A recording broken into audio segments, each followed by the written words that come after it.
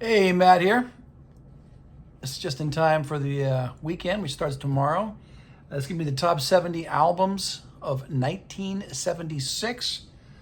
I know that I complain about how hard it is to do these, top albums of the year shows, but I just spent hours looking for these, and some I couldn't find, so I had to do my usual thing of xeroxing it off from the internet. I kept changing my mind about certain albums.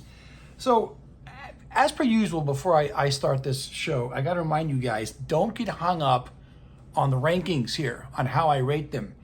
Obviously, if I'm putting them close to number one, I love them.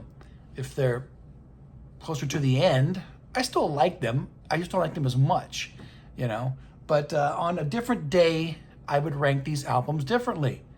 All right? But you got to remember. Okay, so I'm going to start off here with my 1 through 10. This is one of those ones I've gone back and forth with. But right now, my favorite album of 1976 is Ramones. Did this album start punk rock? I don't know. These kinds of conversations, though interesting to me, are ultimately fruitless because, if we're going to consider the Stooges to be a punk rock band, well, that was years before this. But this kind of set the blueprint for what would become known as punk from now on. Short, fast songs, no extraneous guitar solos, no obvious, blues reverence. This is it. I love this album. I love all four of the Ramones albums from the 70s. Five, if you count the live album, It's Alive. This is a classic. I don't know as they ever made a better album than this, although they may have made one or two which were as good. But this is number one. This is the first album that they made. After this, the punk explosion starts, and it's a classic. Just as good, folks. I really should say that this is tied, but a completely different type of music, right? Stevie Wonder, Songs in the Key of Life. I've played this album in my life just as much as I played Ramones. This was a double album with a little mini EP. It's fantastic. Some of the songs do go on a bit long, but I know many people who consider this to be Stevie's greatest achievement, his greatest, LP experience. And even though I think I might give the nod to Inner Visions, if you want to argue for this, I'm not going to put up a fight. So my 1 and 2 are pretty much tied, as they have been for other years. Okay, number 3, at least today, because I've been going through a Bowie phase lately, is Station to Station. This is an almost perfect album. We all know that Bowie went through phases in the 70s, changes. And, if you like the earlier Ziggy period best, as I probably do, you might vote for Ziggy Stardust as his best album. If you like that mid-70s kind of American, almost Philly vibe, well, I certainly like this album better than Young Americans.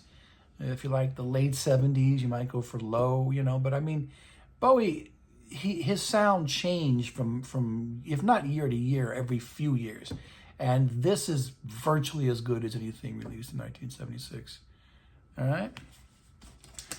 That's number 3. Number 4, still on a roll from the previous year, Zimmy, Desire. If you know what the cover of John Phillips' first album is in 1970, some call it Wolf King of L.A., you got to understand that Bob Dylan had to have taken some cues from that because it looks very similar. This is the SACD. This is the last, I think, truly great album that he made in the 70s. Although he would make great albums in subsequent decades, but all through the 80s, people were trying to say it's his best album since Desire. They said that about Infidels. They said that about Oh Mercy. This is probably better than both of those albums, though. All right, that was number 4. 5, I'm going to raise a few eyebrows again for my love of Aerosmith. Rocks is a perfect hard rock album. Metal was really starting to come into its own in 76. I'll have a couple of metal albums for you later on, but just good old-fashioned American hard rock was also at a high point as rock's shows.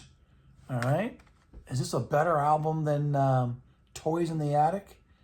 We thought so when I was a kid and my friends. Now, I don't know. It might be more consistent, rocks. That's 5. Number 6. Welcome to the Hotel California. This is the old Steve Hoffman gold disc. I mean, this was to 1976 what, I guess Rumors would be the following year. Rumors, I think, eventually sold more copies than this. But everybody had this. I mean, I was 11 years old. I had it. I had rocks too. I didn't have the other albums so far that I've shown you when I was 11, but I had this. And this is not going to be part of my list, but since it came out in 1976, and again, everybody owned it. Eagles' greatest hits. I mean, if you had at the time this album and you had Hotel California, you had everything you needed by the Eagles, because the Eagles' greatest hits album did not contain any songs from Hotel California. These are their 2 biggest selling albums, and they both came out in 1976, the year of our nation's bicentennial. All right, so that was 6. 6, 7. I'm showing my classic rock roots here, folks. Only an American would pick Boston. Well, I'm an American. This was another album like Hotel California, but maybe even more so. I grew up in San Diego, and the rock station down there then and to this day, it's called KGB, and KGB played this to death. They continued to play this album well into the 80s, like it was just released the day before. I mean, every song, virtually every song anyway, was on the radio. So, this is really the 76 was the year of reggae for me, and I'm going to be showing you a lot of reggae albums. It was a year of stadium rock. It was really rock started to become big business money-wise about this time. Renton Comes Alive, which will be, coming up soon. And, Boston, Hotel California. I mean, these albums were just everywhere. All right. 7, Jackson Browne, The Pretender. At the time, my favorite Jackson Browne album. Later on, I think Running on Empty supplanted that. This is the Steve Hoffman disc again. It's a virtually perfect singer-songwriter album. I love it. I know that the hip thing now is to say that Late for the Sky is his best LP. And, that's a great album, too. I think I might like this a little more. I think I might like Running on Empty a little more still. But those are the 3, that's his trifecta. Although, the other 2 in the 70s are also awesome. Okay. Number 9 is Modern Lovers. Now, this was recorded way earlier, like years earlier. But it wasn't released until 76. They call this pre-punk, I guess, because of the Velvet's influence. But it's just a great rock album. Roadrunner, Astral Plane, Old World, Pablo Picasso. These are all good songs. Didn't Find Old, She Cracked, Someone I Care About, Girlfriend. If you have not heard this album and you like classic rock, pick it up. It'll just bring you that much closer to punk rock. Although it sounds nothing like the Ramones. But Roadrunner has got to be one of the great, virtually unheard rock songs of the mid-70s. And just creeping into my top 10, I might raise a few eyebrows, but maybe not if you've seen my Rush show, 2112. Boy, talk about a record that we played to death when I was a kid. This is the old Low Fidelity version. At the time, I liked side 1 and Passage to Bangkok and Something for Nothing. Now, I like the whole thing. It's a great record. It's still proggy. They had started to dip their feet into prog in 1975, but those albums, while good, and I did include Fly By Night on my 75 show. This is great. All right, 2112. If you like Rush, you know what I'm talking about. Okay, that's my top 10. 11 through 20. almost as good and could have made my top 10 on any other given day. The last classic Joni album, I think, is Hygieia. She had been a mainstay in terms of making one of the better albums of every year for years before this. As you can see, if you watch my shows, I always have a Joni album high. I put her at number 1 in '74. But Hygieia, I love the guitar tunings. It's the last great batch of songs she would do for a while. She's still jazzy Joni here, but it's not getting so experimental that she's losing the common touch, like she would on her next 2 albums, Don Juan's Reckless Daughter and Mingus. Those are decent albums, but this is a great one. All right, that's my number 11. Okay, I told you I'd be getting into some hard rock or metal. Rainbow Rising. That's my number 12. Guys, I followed Richie Blackmore religiously, same way I did Jimmy Page. But Jimmy Page was starting to falter ever so slightly this year. I like Presence, but I like this better. This really kicks ass. I like every song. This is the double disc version where you get 2 different mixes, although I can barely tell the difference. Rising. This was better than any Deep Purple album had been since, Burn was really good in '74. But their album this year was Come Taste the Band, and that's pretty good. I didn't include it on this show, Tommy Bolin, but I chose to follow Blackmore, and this is the reason why. Okay, also sticking with that hard rock vein, number 13 is the Western version of, or the international version of High Voltage by AC/DC. Now, they had released 2 albums in Australia the previous year. TNT, which is pretty good, and actually it was, I'm sorry, I got that wrong. High Voltage, which was pretty good, and then TNT, which was really good. A lot of the songs on TNT ended up on here. This is like a compilation of the first 2 Australian AC/DC albums. This kicks ass. This has always been one of my favorite AC/DC albums. I barely, as you can see, put this beneath Rainbow Rising. Probably only because people might think it's a compilation. It's not a real AC/DC album. Well, it's the one that I heard first, put this, but TNT is really almost as good as this. So there you go. Number 13. 14, let's get some prog in here. Camel, Moon Madness. Camel released their 3 best albums in the mid-'70s, 74, 75, and 76. And this is the last of them. There would be other good Camel albums after this, but I love this one and played it to death. And, prog was still going pretty strong in the mid-'70s. There was a decline in the late 70s, but not in 77. That was a great year for prog. So anyways, Moon Madness, Camel. This is 14. 15 is Graham Parker's Howlin' Wind, which I like just a little bit better than Heat Treatment, which is going to be coming up real soon. I loved Graham Parker at this phase of his career. This predates Costello, it predates Joe Jackson. This is, I guess, what the Brits called pub rock. But this is a better album than that Dr. Feelgood album that I showed you on the 75 show last week. So Howlin' Wind, it's a classic.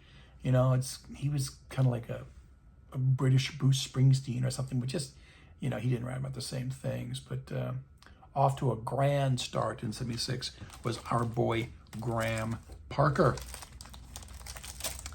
Okay, 16 is Billy Joel's Turnstiles. I think the most underrated Billy Joel album. There were no hits on here, but there are certainly great songs.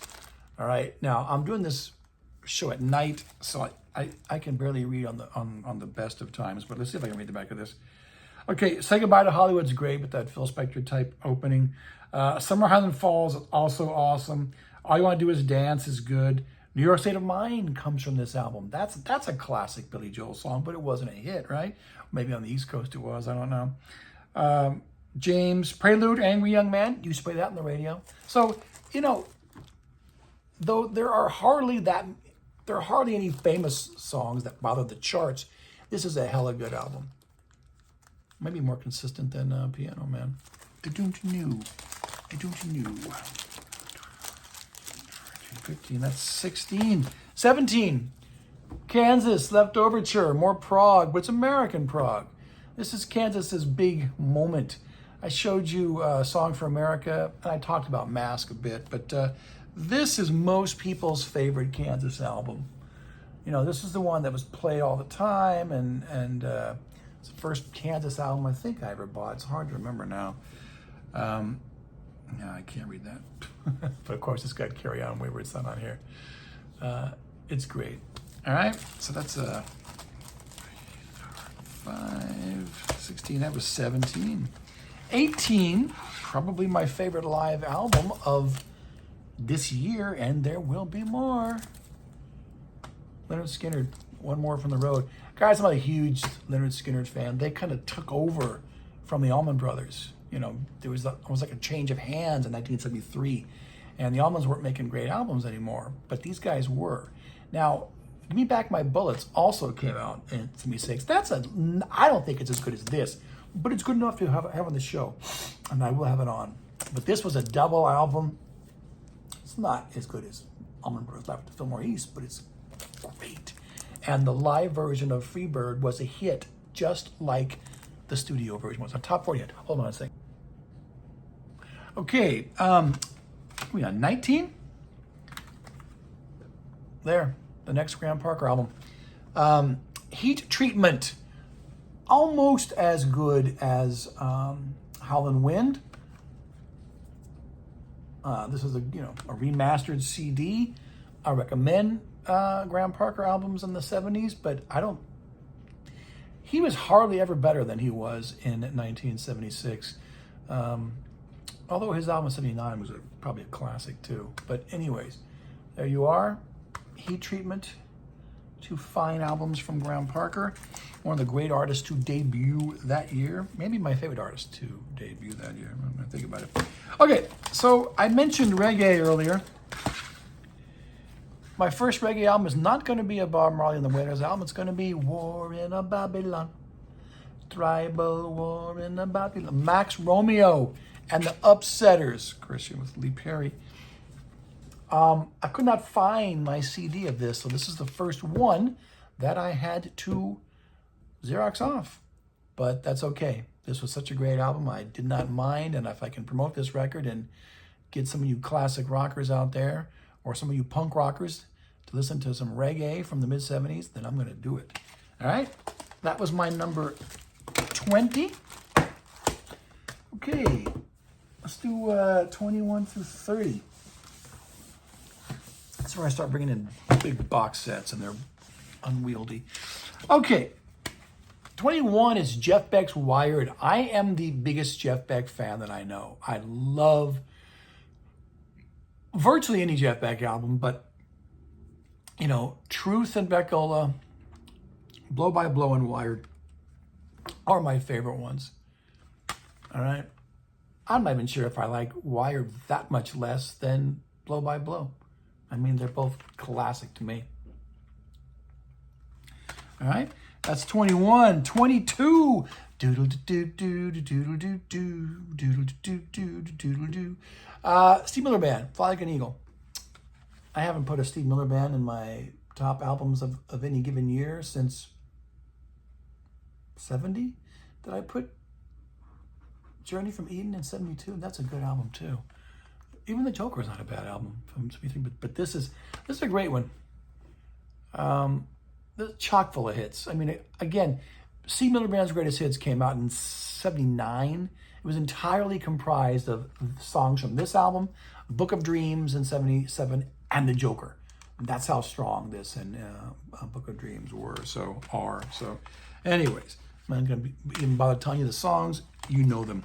All right, 21 and 22. 23 is probably my favorite ELO record, a New World record. Have I shown you any ELO in my year-end shows? El Dorado could have made 74, but this is my favorite one. All right, makes my top 30. John Lennon once said, had the Beatles never broken up, they might have sounded something like ELO, which is a weird thing to say, but I wonder, because John Lennon solo albums didn't sound like ELO, and neither do Paul McCartney albums, or George Harrison albums for that matter. So anyways, A New World Record is my favorite Electric Light Orchestra LP. Okay. 23, 24. Trick of the Tail, Genesis. We're still in great territory here, folks. This is an awesome album. I mean, there have been times. I know that I think I just squeezed in The Lamb Lies Out on Broadway in my top 10 for 74. Did I? Or I know it was in my top 20. There are times I thought that this was better, you know. So it just shows you. You really can't see too much with the light like this at night, can you? It just shows you that you know, tastes change from day to day, week to week, month to month, whatever. So just because I'm not rating this higher today, on another day, this might make my top 10. Trick of the Tail. They didn't have Peter Gabriel anymore, but it's like they didn't need him, you know? All right. 24, 25, Blue Oyster Cult, Agents of Fortune. This is not as good, I'm going to be frank with you, as any of the previous BOC albums, but it's good enough. Now, that's a phrase you're going to hear from me today, and I think it's a phrase that you've heard on previous videos. Just because they made better albums than this doesn't mean that this doesn't kick ass. All right? So it was one of the big albums of 1976. Of course, it contains Don't Fear the Reaper, which is, you know, sounds very much like a Scary Birds song with Roger McGuinn's kind of, you know, guitar, but that's real good. Be a while before they made a better album than this. All right. That's 25. Nope, that's 26, right? Nope. 1, 2, 3, 4, 25. 26. I do love some live albums. Here we go with Live Bullet. Yes, I'm ranking this higher than Night Moves. This was like a Bob Seger's greatest hits from a time when there was none. I love every song on here. I think most of the songs on here are even better than the studio versions. Again, San Diego played this a lot on their rock radio. It made me a Seger fan. So there you are. All right. That's 26. 29. Okay. 27 is Wind and Wuthering, the second album that Genesis made in 76, and just a hair's difference between this and Trick of the Tail. I love it. Again, they didn't need Peter. They still had Steve Hackett, who would leave, you know. This would be the last studio album that he would be on, but it's another great prog album, and the last time before they started to go commercial. They're a full-on prog band still here. Okay. 28 is Abyssinians, Sadamasagana. Now, this is the cover of the album in 1976. The CD that I have does not have this cover, so I'm putting it on. In fact, I'll show you what mine looks like. This was a CD that mine looks like. So I definitely like the real cover better. But this is the whole 1976 album and 4 extra tracks. So it's lovely reggae. I didn't quite rank it as high as that Max Romeo album, but I love it, and I'm still ranking it higher than Bob Marley this year. All right. The Abyssinians, Sata Masagana. For Jimmy Dredd. Okay. Okay. This will be probably the last time that I put a Kiss album on these years, but you know, I was a big Kiss guy, and when I was a kid, this is Destroyer, which most people will tell you is their best album. This is the big deluxe box set that Steven Wilson did for the surround sound mix. Tons of stuff on here, tons of swag. This one and Alive probably made more kids my age Kiss fans than any other thing. All right, so I'm not gonna tell you it's a classic, and had I not been into them at the time, I might not rank this as high, but I still got a soft spot for it. All right, so that's what, 29? Okay, 30 is Van de Graaff Generator. Now this is the booklet that they give you in the box set. I'm going to show you Still Life. This is a picture of electricity generated from a real Van de Graaff generator machine. Some people like this better than God Bluff, which was their first returned to form album from 75. This 76, they did 2 albums. I like A New World Record too, or is that the name of the ELO album? It's World Record, I think. That's a good album too, but I like Still Life better. That's a great album.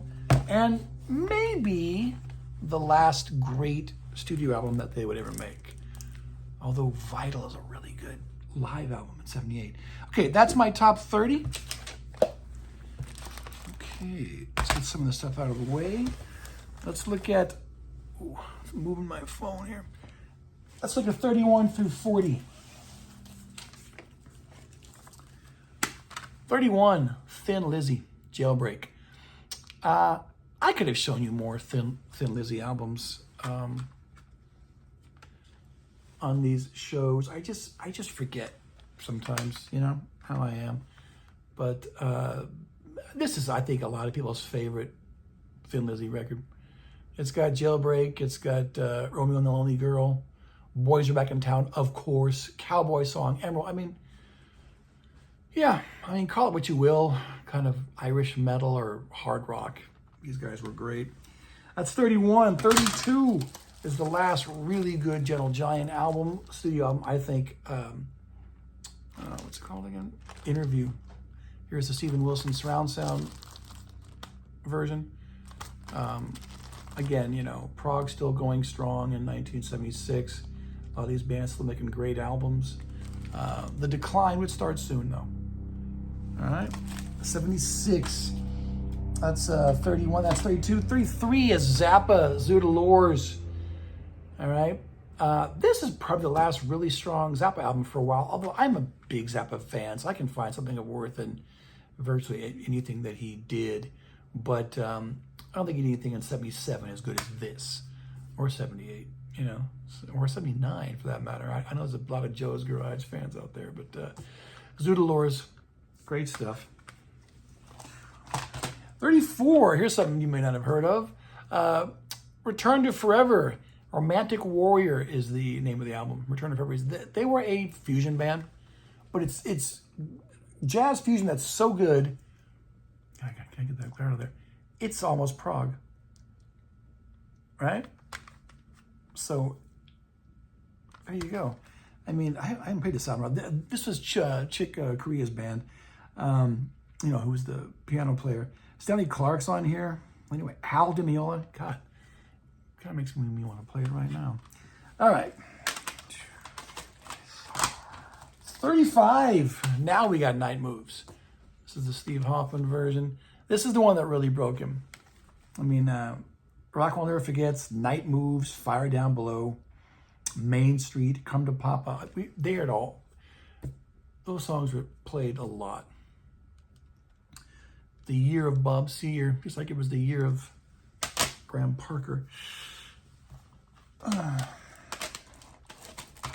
All right, that's 35. 36 is Steely Dan, The Royal Scam. I don't know if this is one of the better Steely Dan albums, but since I like everything that they did in the 70s, it's real good. I do like Katie Lied better, and I do like Asia better, the surrounding albums, but I know people think this is an outstanding record. And you know what? Hell, so do I. No way can I read what's on here. But that's the LP cover, the back of it. So there you go. All right, so that's 36, 37, 38, 39. Okay, 36, 37. I'm going to offend some more people. Ted Nugent, Free for All. More arena rock. Oh my God, the Republican, he's smelling his armpit. But not as good as Ted Nugent, that album from 75, nor is it as good as Cat Scratch Fever. But when I read Martin Popoff's book on Nugent, he thinks this is better than those albums. So I love Free for All. I love Dog Eat Dog, Street Rats, Hammer Down. This is one that he's got Meatloaf singing on some of these songs. So there you go. Okay, 6 or 7, 38. Told you I get to it. Give me back my bullets. Tom Dowd, I think, produced this. He wanted to get a better sound. I don't know if this is even a better album than Nothing Fancy. They're both good, but the first two are better. And the next one, in 77, would be better still. But I mean, we love Give Me Back My Bullets. That's a classic. Trust is good. Same Old Blues. Double Trouble. Roll Gypsy. This is a better album than I thought. Searching. All you do is write about it. There you go. Solid. Good enough. Okay. Guys, this is the first time I have shown you a Barclay James Harvest album. Octoberon is my favorite one. Now, they've been making albums for years by then. They were a prog band, British prog band. I have any number of their records. I like them, but I don't love them. So, but, you know, I wasn't going to not show you this. This is the surround sound version. It's 3 discs. And it's probably my favorite one. All right. Okay, number 40 is Tangerine Dream. I'm going to use the In Search of Hades book, same way I did my last show, to show you the LP cover of Stratosphere. Now, guys, you can't go wrong with almost any Tangerine Dream album in the 70s, especially from 74 on. So I'm almost just randomly showing you, these, but did I show you one last? Ricochet, right? And Fade Dry. Hope I showed you that one, because they're all good. They'll all take you places. It's like what you might call stony music, but hey, I like stony music. Okay, so that's my top 40. Getting down to the wire here. All right, 41 through 50. Just tilt this a little better. Just saw Judas Priest last month with Alice Cooper, a great show in San Diego. This is Sad Wings of Destiny. I love that LP cover. This, folks, is when they're taking metal to another level. Metal was dominated in the first half of the 70s by Black Sabbath. Deep Purple, whatever, Budgie, Uriah Heep, if you want to get that early mixture of hard rock and prog. But Judas Priest on this album, on Sad Wings of Destiny, it is starting to sound more like metal would sound in the 80s. All right? I love Victim of Changes, which I called Whiskey Woman for years. The Ripper, that 1-2 punch is almost unbeatable. Dreamer Deceiver is good. Tyrant, Genocide, I mean, it's good. And 42, along similar lines, kicking ass, was Scorpions and Virgin Killer. Now, this is not the original. This is the Steve Huffman version. This is not the original cover. They did not show you the original cover. I did not Xerox it off because it is a naked picture of a prepubescent girl, just like on Blind Faith's album cover. So, I wasn't going to promote that by printing it off of the internet. So this is, like a reissue cover, but it's a great album. Virgin Killer, Scorpions. They don't get quite the acclaim, I think, that Priest does in really developing heavy metal in the second half of the 70s, but they should. And it's albums like Virgin Killer that should give them that reputation. That's 41, 42. 43, I finally have room for Rastaman Vibration, yeah. Bob Marley and the Wailers, still with the Wailers. This is still an album that I know every song, but just hearing it, for a few notes, I can tell you. I don't like it as much as the first 3, but again, as I always feel the need to tell you guys, I know people that think this is one of their best albums, the Wailers' best albums. So I always feel the need to tell you that it's just not my opinion. This is another great Bob Marley and the Wailers album. Which is 43. 44 is Boz Scaggs, Soot Degrees. This was his big album. I showed you Steve Miller's breakout album. This was Boz Scaggs' breakout album. Lowdown, It's Over, of course. Lido Shuffle, We're All Alone. I mean, yeah, another album that was mightily played on the radio and in people's homes. Boz Scaggs, Silk Degrees. 4, that's 44. 45, more reggae. Blackheart Man, Bunny Wailer. This was his first album, if I remember. They used to play it a lot, when I was in my reggae phase in the 80s. So I'm staggering these reggae albums on this show, so I don't just put like a whole bunch of them in a row, but I have a lot of them. And I'm not done. All right? So there you go, Blackheart Man. That's 45. 46, back to hard rock or metal. UFO, No Heavy Petting. As I keep showing you guys a UFO album every year, I love the Michael Schenker years. It's hard to pick a favorite, but you could almost randomly choose any of these. That's Schenker in the back. All right, No Heavy Petting. That's 46. 47, Alan Parsons Project. This is the first album that they did. He would hire different musicians. Tales of Mystery and Imagination. It's stuff that Edgar Allan Poe inspired. It's good. I like I, Robot the next year even better, so I'm definitely going to have that one on there. But this is the old Mo-Fi version. And I love this too. All right. So that's 46. No, that's 47. 48. Marvin Gaye, I Want You. Couldn't place this as high as Stevie's album, but this is underrated. If the obvious Marvin Gaye classics of the era are, Let's Get It On and What's Going On, and then Here My Dear has like a cult following, I nominate this as his most underrated record. All right, I Want You. All right, 48. The Mighty Diamonds, more reggae. It's called The Right Time. It's another great reggae album. This is probably why so many punk rockers glommed onto reggae in England in the late 70s, because they had so many great reggae albums. And number 50, Metallic KO. This is Iggy and the Stooges. This is the complete 7 CDs and a DVD. But this is a killer live show where some bikers went crazy on Iggy and he just snarled and spit back at him, and then he got beat up. But it's classic Stooges. And you guys know I'm a big Iggy Pop guy, so I almost wore my Stooges shirt up for this show, but I just decided not to change what I wore today. Okay, that's my top 50.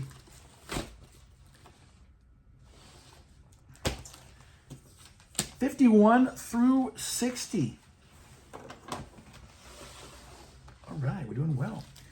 Okay, what can I say? More reggae. Augustus Pablo. King Tubby meets the Rockers Uptown. What he's playing is, see what he's playing there? It's like his melodia, whatever it's called. Almost sounds like an accordion. Great songs, though. Great background music to put on when you're doing anything you want to do around the house. Love it. Used to play this stuff all the time. Lots of fun memories. That's 51. 52 is Presence. Led Zeppelin. Remember when I first, as I keep telling you guys, I can't find my Zeppelin CDs, so I got to keep Xeroxing them off. And when I first bought this album off kids in a park, so it wasn't as good then, as the previous Zepp albums, but I like it better, I think, than Into the Outdoor. Even though Into the Outdoor had the hits. Presence, probably the most underrated Zeppelin album. All right, that's 52. 53, Tom Waits, Small Change. Did my Tom Waits show. I can count on Tom Waits to do a good album virtually every year. Every year that he made one in the 70s and the 80s. Small Change is no exception. All right. 54, Queen, A Day at the Races. Not the magnum opus that A Night at the Opera is, nor as immediate, I think, as the next album in 77 would be, but it's good enough. Again, I'm going to use that phrase. Tie Your Mother Down is great. Somebody to Love. I guess those are the only famous songs on here, huh? But, you know, the whole thing is solid. And Queen is such a lasting influence that you almost need to have all their albums from this period anyway. 1, 2, 3, 4, 55. Frampton Comes Alive. Now, guys, I got my Mo Fidelity version of this, which I searched for today. It's one of the reasons why I waste my time. Couldn't find it. Had to Xerox this off. You know, everybody and their grandmother had this record at that time. It was the hits were all over the radio. Not the whole album, though. But, again, this is like the birth of stadium rock, and live LPs were all the rage, and live double LPs. And Frampton was never bigger than he was here. All right? From The Herd to, you know, Humble Pie to his solo career. Okay. 56, ABBA's Arrival. I'm not the biggest ABBA fan. I think that they're one of those bands that I'm happy with a compilation. But I've got a box set of all their albums. Yeah, couldn't find it. So here you go again. You know, Xeroxing you off. I do that with quite a few albums today. Arrival, my favorite ABBA record. Dancing Queen, Song of the Radio, comes from this album. All right. That was 56. 57. Funkadelic, Hardcore Jollies. I pretty much like all the P-Funk albums of the 70s, all the Parliament Funkadelic albums. It's almost hard for me to determine, you know, like what are my favorite ones. But let's see what's on here. Coming Around the Mountain is great. If you got funk, you got style. Hardcore Jollies, Cosmic Slop, Adolescent Funk. Yeah, I mean, another solid one. Another solid one. All right, so that's 56, 57, 58. Peter Tosh, Legalize It. Now, you know, I put the Bunny Wailer album ahead of this. Probably should have put this ahead of that because I have played this in my life more than I played Black Heart Man. You know, this was a big statement to be making in 76 about legalizing marijuana. And, you know, that wouldn't come till the 21st century. But Peter, way ahead of the curve. As great as this album is, Equal Rights is probably even better in the next year. Legalize It. Played this to death when I was in college. All right. All right, 59. More reggae. The Upsetters, Super Ape. All right. When this came out in Jamaica, I think it was called Scratch, the Super Ape, and it had a slightly different track listing. But this was a big reggae album in the States in the 70s. And no, I'm not claiming to have been hip to reggae when I was 11 years old in 76. I got all this stuff years later. But this is something of a classic. Super 8. And number 60 is Patti Smith's Radio Ethiopia. Again, punk is right around the corner. This is more of a punk rock sounding album than Horses, but it's not as good. This is not a classic like Horses is, or even like Easter would be. But, you know, there's good stuff on here. I love Ask the Angels, Pissing in a River. So, you know, she's moving. This is as close to punk rock as she would ever get. But she was always punk in feel, in vibe. Patti Smith. Okay, that's my top 60. Let's get my last 10 here. My last stack to pull over here. Okay, I realized if you watch my Jefferson airplane / Starship show from last year, I know it was a long time ago, I'm not a huge Jefferson Starship fan. I guess the first 3 are the best. I don't remember if I showed you Dragonfly, but I think I did forget to show you Red Octopus in 75, but I did show you a Hot Tuna record. So I got to check out both those boxes this time. I'm going to show you, this is Spitfire. This is the quad mix that just came out. It's not a great album. I don't know if Jefferson Starship ever made a great album, but it's good. I like Cruisin'. I like St. Charles. That's one of their better numbers. And With Your Love was a hit. You know, the rest of the album is just kind of okay. But again, this is very, very indicative of the time, 76. And the last good Hot Tuna album, well, the live album's really good from 78. Hopcorf, the last of the Rampage trilogy. I showed you America's Choice in the 75. I should have showed you Yellow Fever. That's a good one too. But this is, you know, Jack and Yorma trying to be like Cream. You know, this is like the power trio stuff. It's good. I like it. Okay, so that's 62. 63 is Crosby and Nash's Whistling Down the Wire. This is maybe the least of the 3 albums that they made, but again, I'll use that phrase, it's good enough. I've played enough over the years. It has grown on me. I never owned a vinyl growing up. I've only owned a CD in my entire life. But yeah, it's grown on me, and these little hippies could still do it as late as 1976. Of course, they had to get together with Stills in the next year and do their very good CSN album. All right. Okay, that's 1, 2, 3. So this is a 64. Ry Cooder, Chicken Skin Music. I don't know how many Ry Cooder albums I've shown you, but he was fairly consistent in the 70s. I think I showed you Paradise and Lunch, right, in 74. In the Purple Valley might be my favorite one. I think I forgot to show you that one. But anyways, Chicken Skin Music, good. You know, he would take these old songs, but which weren't, he didn't have to pay for, which were in the public domain, and he did something with them. Well recorded. This is the MoFi version. All right, Chicken Skin Music. All right, and we got 1, 2, 3, 4, 65. Tom Petty and the Heartbreakers. A good album, but it contains my 2 favorite Tom Petty songs, Breakdown and American Girl. But anything that's rock and roll is good.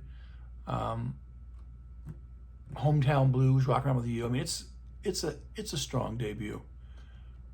Most people like this better than You're Gonna Get It. I think I prefer You're Gonna Get It though. And of course, Damn Torpedoes better than both of them. All right. Okay, that's 65. 66, we're still in arena rock territory here. The Heart's debut album, Dreamboat Annie. Probably the best album that they ever made. You know, probably. Magic Man, Dreamboat Annie, Crazy on You. Another version of Dreamboat Annie. Yeah, and then a third version of Dreamboat Annie. I don't know that they ever made a great album, but they're another band kind of like ABBA that I could probably just do with a good compilation. But of the ones I've heard, this is my favorite. Okay, next is Santana, Amigos. There's some funky stuff on here, which I don't think quite makes it, but I like the Latin rock stuff. All right, he would make a better album the next year with Moonflower. But I do like Amigos. Good, it's good enough. All right. What we got now? That's 70, 69. 68 is Parliament, the clones of Dr. Funkenstein. Like I said, for me, these albums are largely interchangeable, but they're all good. The Funkadelic and all the P-Funk stuff that George Clinton did in the 70s. Gaming on You, Dr. Funkenstein, Getting to Know You, do that stuff. Yeah, fun. Yeah, it's good. It's good. Trying to wrap up here. Okay, 69 is Caravan, Blind Dog at St. Dunstan's, the last Caravan album I can get behind.